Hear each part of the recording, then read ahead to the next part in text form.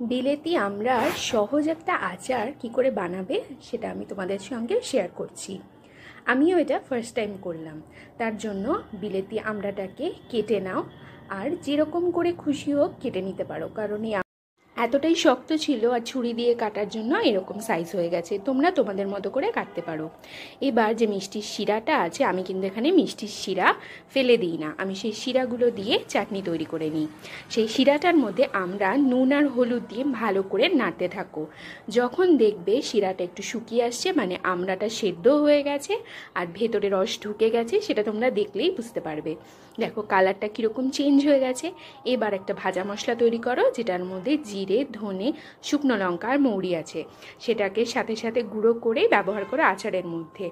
আর ব্যাস একটু বেশি পরিমাণে ছড়িয়ে দাও, আর তাহলে আচারটা খেতে খুবই ভালো হয়। একটু নাড়াচাড়া করে নামিয়ে নাও। আমাদের আচার কিন্তু একদম রেডি হয়ে গেছে।